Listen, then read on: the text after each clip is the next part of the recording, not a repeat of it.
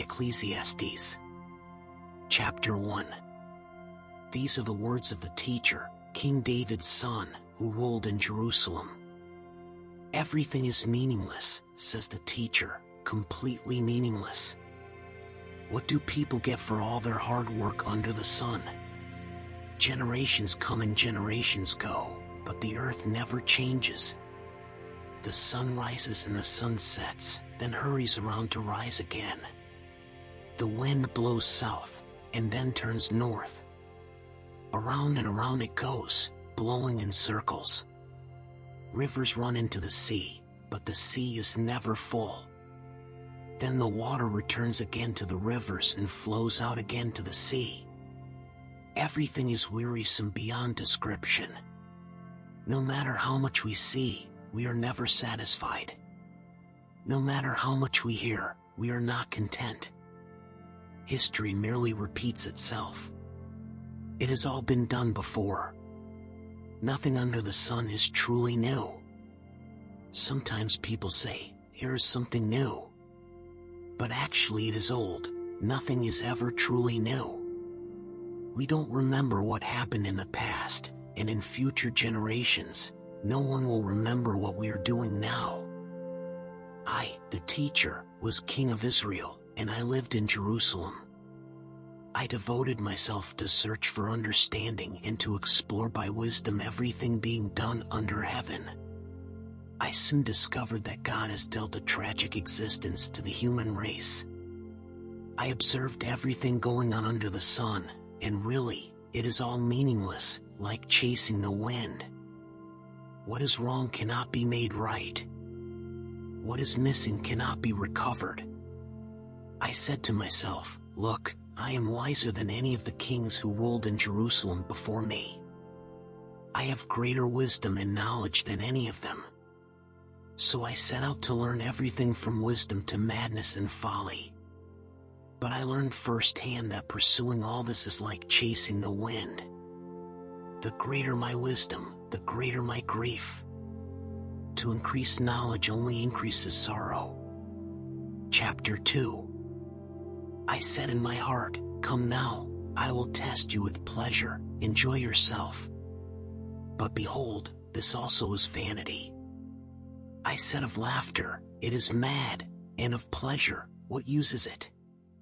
I searched with my heart how to cheer my body with wine, my heart still guiding me with wisdom, and how to lay hold on folly, till I might see what was good for the children of man to do under heaven during the few days of their life.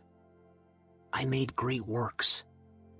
I built houses and planted vineyards for myself. I made myself gardens and parks, and planted in them all kinds of fruit trees. I made myself pools from which to water the forest of growing trees. I bought male and female slaves, and had slaves who were born in my house. I had also great possessions of herds and flocks, more than any who had been before me in Jerusalem. I also gathered for myself silver and gold and the treasure of kings and provinces. I got singers, both men and women, and many concubines, the delight of the sons of man. So I became great and surpassed all who were before me in Jerusalem. Also my wisdom remained with me. And whatever my eyes desired I did not keep from them. I kept my heart from no pleasure, for my heart found pleasure in all my toil, and this was my reward for all my toil. Then I considered all that my hands had done and the toil I had expended in doing it, and behold, all was vanity and a striving after wind, and there was nothing to be gained under the sun. So I turned to consider wisdom and madness and folly. For what can the man do who comes after the king? Only what has already been done. Then I saw that there is more gain in wisdom than in folly, as there is more gain in light than in darkness. The wise person has his eyes in his head, but the fool walks in darkness. And yet I perceive that the same event happens to all of them. Then I said in my heart, what happens to the fool will happen to me also. Why then have I been so very wise? And I said in my heart that this also is vanity. For of the wise as of the fool there is no enduring remembrance, seeing that in the days to come all will have been long forgotten. How the wise dies just like the fool. So I hated life, because what is done under the sun was grievous to me, for all is vanity and a striving after wind. I hated all my toil in which I toil under the sun, seeing that I must leave it to the man who will come after me, and who knows whether he will be wise or a fool. Yet he will be master of all for which I toiled and used my wisdom under the sun. This also is vanity. So I turned about and gave my heart up to despair over all the toil of my labors under the sun, because sometimes a person who has toiled with wisdom and knowledge and skill must leave everything to be enjoyed by someone who did not toil for it. This also is vanity and a great evil. What is a man from all the toil and striving of heart with which he toils beneath the sun? For all his days are full of sorrow, and his work is a vexation. Even in the night his heart does not rest. This also is vanity. There is nothing better for a person than that he should eat and drink and find enjoyment in his toil. This also, I saw, is from the hand of God, for apart from him who can eat or who can have enjoyment? For to the one who pleases him God has given wisdom and knowledge and joy, but to the sinner he has given the business of gathering and collecting, only to give to one who pleases God. This also is vanity and a striving after wind. Chapter 3. A time for everything. For everything there is a season, and a time for every matter under heaven. A time to be born, and a time to die. A time to plant, and a time to pluck up what is planted. A time to kill, and a time to heal. A time to break down, and a time to build up. A time to weep, and a time to laugh. A time to mourn, and a time to dance. A time to cast away stones, and a time to gather stones together. A time to embrace, and a time to refrain from embracing. A time to seek, and a time to lose. A time to keep, and a time to cast away. A time to tear, and a time to sow. A time to keep silence, and a time to speak. A time to love, and a time to hate. A time for war, and a time for peace. The God-given task. What gain has the worker from his toil? I have seen the business that God has given to the children of man to be busy with. He has made everything beautiful in its time. Also, he has put eternity into man's heart, yet so that he cannot find out what God has done from the beginning to the end. I perceive that there is nothing better for them than to be joyful and to do good as long as they live. Also that everyone should eat and drink and take pleasure in all his toil. This is God's gift to man. I perceive that whatever God does endures forever, nothing can be added to it, nor anything taken from it. God has done it, so that people fear before him. That which is, already has been, that which is to be, already has been, and God seeks what has been driven away. From dust to dust. Moreover, I saw under the sun that in the place of justice, even there was wickedness, and in the place of righteousness, even there was wickedness. I said in my heart, God will judge the righteous and the wicked, for there is a time for every matter and for every work. I said in my heart with regard to the children of man that God is testing them, that they may see that they themselves are but beasts. For what happens to the children of man and what happens to the beasts is the same. As one dies, so dies the other. They all have the same breath, and man has no advantage over the beasts, for all is vanity. All go to one place. All are from the dust, and to dust all return. Who knows whether the spirit of man goes upward and the spirit of the beast goes down into the earth?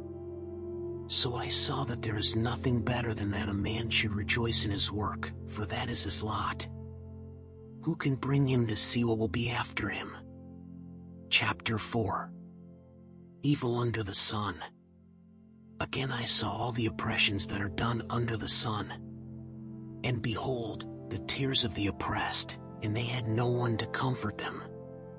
On the side of their oppressors there was power, and there was no one to comfort them. And I thought the dead who are already dead more fortunate than the living who are still alive. But better than both is he who has not yet been and has not seen the evil deeds that are done under the sun. Then I saw that all toil and all skill in work come from a man's envy of his neighbor. This also is vanity and a striving after wind. The fool folds his hands and eats his own flesh. Better is a handful of quietness than 2 hands full of toil and a striving after wind. Again, I saw vanity under the sun, one person who has no other, either son or brother, yet there is no end to all his toil, and his eyes are never satisfied with riches, so that he never asks, for whom am I toiling and depriving myself of pleasure? This also is vanity and an unhappy business. 2 are better than 1, because they have a good reward for their toil. For if they fall, one will lift up his fellow. But woe to him who is alone when he falls and has not another to lift him up. Again, if 2 lie together, they keep warm, but how can one keep warm alone? And though a man might prevail against one who is alone, 2 will withstand him. A threefold cord is not quickly broken. Better was a poor and wise youth than an old and foolish king who no longer knew how to take advice. For he went from prison to the throne, though in his own kingdom he had been born poor. I saw all the living who move about under the sun, along with that youth who was to stand in the king's place. There was no end of all the people, all of whom he led. Yet those who come later will not rejoice in him. Surely this also is vanity and a striving after wind. Chapter 5. Fear God. Guard your steps when you go to the house of God. To draw near to listen is better than to offer the sacrifice of fools, for they do not know that they are doing evil. Be not rash with your mouth, nor let your heart be hasty to utter a word before God, for God is in heaven and you are on earth. Therefore let your words be few. For a dream comes with much business, and a fool's voice with many words. When you vow a vow to God, do not delay paying it, for he has no pleasure in fools. Pay what you vow. It is better that you should not vow than that you should vow and not pay. Let not your mouth lead you into sin, and do not say before the messenger that it was a mistake. Why should God be angry at your voice and destroy the work of your hands? For when dreams increase and words grow many, there is vanity, but God is the one you must fear. The vanity of wealth and honor. If you see in a province the oppression of the poor and the violation of justice and righteousness, do not be amazed at the matter, for the high official is watched by a higher, and there are yet higher ones over them. But this is gain for a land in every way, a king committed to cultivated fields. He who loves money will not be satisfied with money, nor he who loves wealth with his income. This also is vanity. When goods increase, they increase who eat them, and what advantage has their owner but to see them with his eyes? Sweet is the sleep of a laborer, whether he eats little or much, but the full stomach of the rich will not let him sleep. There is a grievous evil that I have seen under the sun. Riches were kept by their owner to his hurt, and those riches were lost in a bad venture. And he is father of a son, but he has nothing in his hand.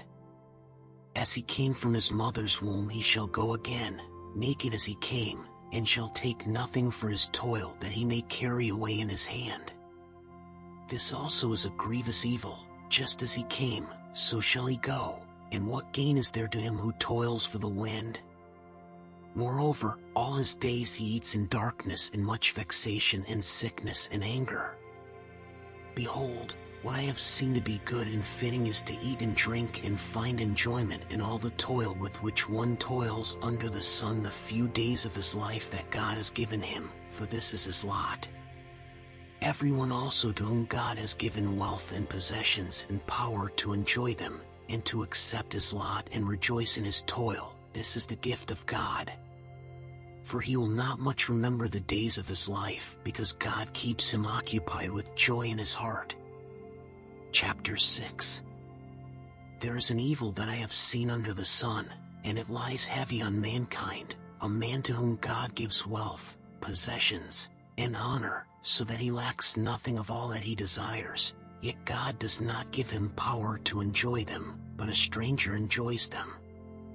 This is vanity, it is a grievous evil. If a man fathers 100 children and lives many years, so that the days of his years are many, but his soul is not satisfied with life's good things, and he also has no burial, I say that a stillborn child is better off than he. For it comes in vanity and goes in darkness, and in darkness its name is covered. Moreover, it has not seen the sun or known anything, yet it finds rest rather than he. Even though he should live 1,000 years twice over, yet enjoy no good, do not all go to the one place? All the toil of man is for his mouth, yet his appetite is not satisfied. For what advantage has the wise man over the fool? And what does the poor man have who knows how to conduct himself before the living? Better is the sight of the eyes than the wandering of the appetite. This also is vanity and a striving after wind. Whatever has come to be has already been named, and it is known what man is, in that he is not able to dispute with one stronger than he. The more words, the more vanity, and what is the advantage to man? For who knows what is good for man while he lives the few days of his vain life, which he passes like a shadow? For who can tell man what will be after him under the sun? Chapter 7. The contrast of wisdom and folly. A good name is better than precious ointment, in the day of death than the day of birth. It is better to go to the house of mourning than to go to the house of feasting. For this is the end of all mankind, and the living will lay it to heart. Sorrow is better than laughter, for by sadness of face the heart is made glad. The heart of the wise is in the house of mourning, but the heart of fools is in the house of mirth. It is better for a man to hear the rebuke of the wise than to hear the song of fools. For as the crackling of thorns under a pot, so is the laughter of the fools. This also is vanity. Surely oppression drives the wise into madness, and a bribe corrupts the heart. Better is the end of a thing than its beginning, and the patient in spirit is better than the proud in spirit. Be not quick in your spirit to become angry, for anger lodges in the heart of fools. Say not, why were the former days better than these? For it is not from wisdom that you ask this. Wisdom is good with an inheritance, an advantage to those who see the sun. For the protection of wisdom is like the protection of money, and the advantage of knowledge is that wisdom preserves the life of him who has it. Consider the work of God. Who can make straight what he has made crooked? In the day of prosperity be joyful, and in the day of adversity consider, God has made the one as well as the other, so that man may not find out anything that will be after him. In my vain life I have seen everything. There is a righteous man who perishes in his righteousness, and there is a wicked man who prolongs his life in his evil doing. Be not overly righteous, and do not make yourself too wise. Why should you destroy yourself? Be not overly wicked, neither be a fool. Why should you die before your time? It is good that you should take hold of this, and from that withhold not your hand, for the one who fears God shall come out from both of them. Wisdom gives strength to the wise man more than 10 rulers who are in a city.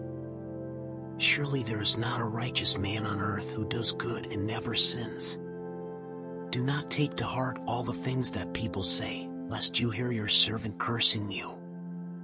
Your heart knows that many times you yourself have cursed others.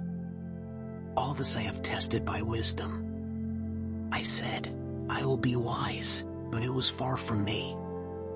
That which has been is far off, and deep, very deep, who can find it out? I turned my heart to know and to search out and to seek wisdom in the scheme of things, and to know the wickedness of folly and the foolishness that is madness. And I find something more bitter than death, the woman whose heart is snares and nets, and whose hands are fetters. He who pleases God escapes her, but the sinner is taken by her. Behold, this is what I found, says the preacher, while adding one thing to another to find the scheme of things, which my soul has sought repeatedly, but I have not found. One man among 1,000 I found, but a woman among all these I have not found. See, this alone I found, that God made man upright, but they have sought out many schemes. Chapter 8. Keep the king's command. Who is like the wise? And who knows the interpretation of a thing? A man's wisdom makes his face shine, and the hardness of his face is changed. I say, keep the king's command, because of God's oath to him. Be not hasty to go from his presence. Do not take your stand in an evil cause, for he does whatever he pleases. For the word of the king is supreme, and who may say to him, what are you doing? Whoever keeps a command will know no evil thing, and the wise heart will know the proper time and the just way. For there is a time and a way for everything, although man's trouble lies heavy on him. For he does not know what is to be, for who can tell him how it will be? No man has power to retain the spirit, or power over the day of death. There is no discharge from war, nor will wickedness deliver those who are given to it. All this I observed while applying my heart to all that is done under the sun, when man had power over man to his hurt. Those who fear God will do well. Then I saw the wicked buried.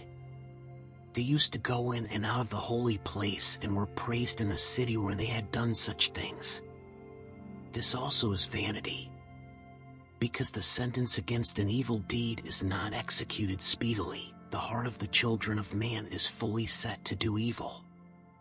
Though a sinner does evil 100 times and prolongs his life, yet I know that it will be well with those who fear God, because they fear before him. But it will not be well with the wicked, neither will he prolong his days like a shadow, because he does not fear before God. Man cannot know God's ways. There is a vanity that takes place on earth, that there are righteous people to whom it happens according to the deeds of the wicked, and there are wicked people to whom it happens according to the deeds of the righteous. I said that this also is vanity. And I commend joy, for man has nothing better under the sun but to eat and drink and be joyful, for this will go with him in his toil through the days of his life that God has given him under the sun. When I applied my heart to know wisdom, and to see the business that is done on earth, how neither day nor night do one's eyes see sleep, then I saw all the work of God, that man cannot find out the work that is done under the sun. However much man may toil in seeking, he will not find it out. Even though a wise man claims to know, he cannot find it out. Chapter 9. Death comes to all. But all this I laid to heart, examining it all, how the righteous and the wise and their deeds are in the hand of God. Whether it is love or hate, man does not know, both are before him. It is the same for all, since the same event happens to the righteous and the wicked, to the good and the evil, to the clean and the unclean, to him who sacrifices and him who does not sacrifice. As the good one is, so is the sinner, and he who swears is as he who shuns an oath. This is an evil in all that is done under the sun, that the same event happens to all. Also, the hearts of the children of man are full of evil, and madness is in their hearts while they live, and after that they go to the dead. But he who is joined with all the living has hope, for a living dog is better than a dead lion. For the living know that they will die, but the dead know nothing, and they have no more reward, for the memory of them is forgotten. Their love and their hate and their envy have already perished, and forever they have no more share in all that is done under the sun. Enjoy life with the one you love. Go, eat your bread with joy, and drink your wine with a merry heart, for God has already approved what you do. Let your garments be always white. Let not oil be lacking on your head. Enjoy life with the wife whom you love, all the days of your vain life that He has given you under the sun, because that is your portion in life and in your toil at which you toil under the sun. Whatever your hand finds to do, do it with your might, for there is no work or thought or knowledge or wisdom in Sheol, to which you are going. Wisdom better than folly. Again I saw that under the sun the race is not to the swift, nor the battle to the strong, nor bread to the wise, nor riches to the intelligent, nor favor to those with knowledge, but time and chance happen to them all. For man does not know his time. Like fish that are taken in an evil net, and like birds that are caught in a snare, so the children of man are snared at an evil time, when it suddenly falls upon them. I have also seen this example of wisdom under the sun, and it seemed great to me. There was a little city with few men in it, and a great king came against it and besieged it, building great siege works against it. But there was found in it a poor, wise man, and he by his wisdom delivered the city. Yet no one remembered that poor man. But I say that wisdom is better than might, though the poor man's wisdom is despised and his words are not heard. The words of the wise heard in quiet are better than the shouting of a ruler among fools. Wisdom is better than weapons of war, but one sinner destroys much good. Chapter 10. Dead flies make the perfumer's ointment give off a stench. So a little folly outweighs wisdom and honor. A wise man's heart inclines him to the right, but a fool's heart to the left. Even when the fool walks on the road, he lacks sense, and he says to everyone that he is a fool. If the anger of the ruler rises against you, do not leave your place, for calmness will lay great offenses to rest. There is an evil that I have seen under the sun, as it were an error proceeding from the ruler. Folly is set in many high places, and the rich sit in a low place. I have seen slaves on horses, and princes walking on the ground like slaves. He who digs a pit will fall into it, and a serpent will bite him who breaks through a wall. He who quarries stones is hurt by them, and he who splits logs is endangered by them. If the iron is blunt, and one does not sharpen the edge, he must use more strength. But wisdom helps one to succeed.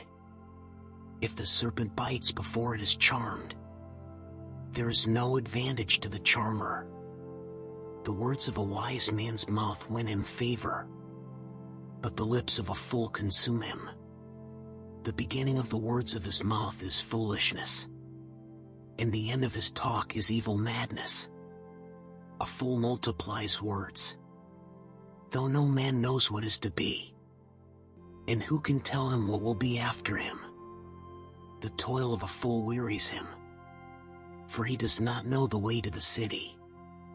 Woe to you, O land, when your king is a child, and your princes feast in the morning.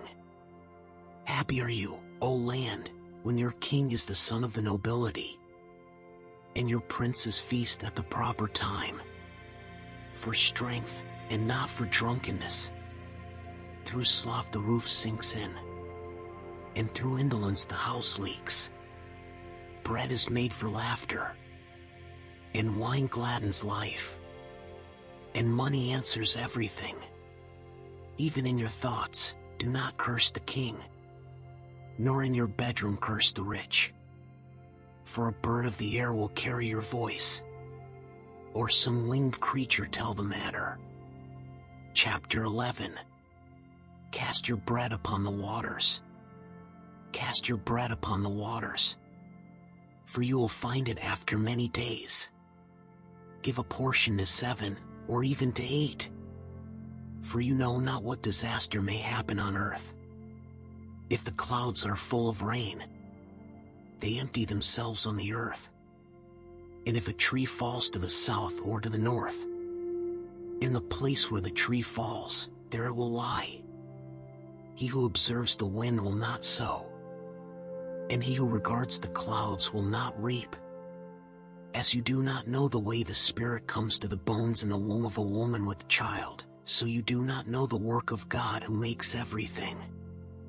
In the morning sow your seed, and at evening withhold not your hand, for you do not know which will prosper, this or that, or whether both alike will be good. Light is sweet, and it is pleasant for the eyes to see the sun. So if a person lives many years, let him rejoice in them all, but let him remember that the days of darkness will be many. All that comes is vanity. Rejoice, O young man, in your youth, and let your heart cheer you in the days of your youth. Walk in the ways of your heart in the sight of your eyes. But know that for all these things God will bring you into judgment. Remove vexation from your heart, and put away pain from your body, for youth and the dawn of life are vanity. Chapter 12. Remember your Creator in your youth. Remember also your Creator in the days of your youth, before the evil days come and the years draw near of which you will say, I have no pleasure in them, before the sun and the light and the moon and the stars are darkened and the clouds return after the rain, in the day when the keepers of the house tremble, and the strong men are bent, and the grinders cease because they are few, and those who look through the windows are dimmed, and the doors on the street are shut, when the sound of the grinding is low, and one rises up at the sound of a bird, and all the daughters of song are brought low, they are afraid also of what is high, and terrors are in the way, the almond tree blossoms, the grasshopper drags itself along, and desire fails, because man is going to his eternal home, and the mourners go about the streets, before the silver cord is snapped, or the golden bowl is broken, or the pitcher is shattered at the fountain, or the wheel broken at the cistern, and the dust returns to the earth as it was, and the spirit returns to God who gave it. Vanity of vanities, says the preacher, all is vanity. Fear God and keep His commandments. Besides being wise, the preacher also taught the people knowledge, weighing and studying and arranging many proverbs with great care. The preacher sought to find words of delight, and uprightly he wrote words of truth. The words of the wise are like goads, and like nails firmly fixed are the collected sayings, they are given by one shepherd. My son, beware of anything beyond these. Of making many books there is no end, and much study is a weariness of the flesh. The end of the matter, all has been heard. Fear God and keep His commandments, for this is the whole duty of man. For God will bring every deed into judgment, with every secret thing, whether good or evil.